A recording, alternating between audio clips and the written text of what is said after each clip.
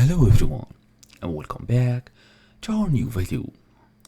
So if your car has a Google built-in Android Automotive OS, you can use Waze directly on your vehicle's display without plugging in your phone because it's available on all car models that support Google built-in with Google Automotive services.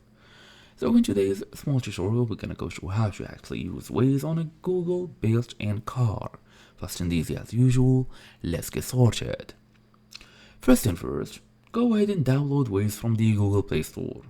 In your car's basically infotainment system, open the Google Play Store and search for Waze.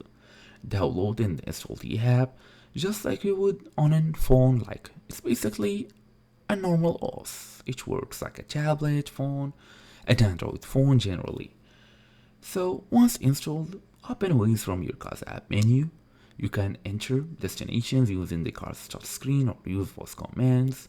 Waze navigation is also available on the instrument cluster display of supported vehicles. But you should go and understand the limitations. Some Waze features are not available in the built-in version of the app.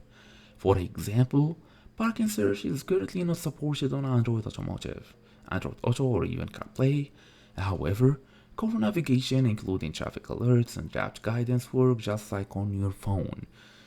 It's basically just like a shared screen, so everything you do on the phone might work on the screen, but not with all of the performance, not with them all options. So there is always limitations.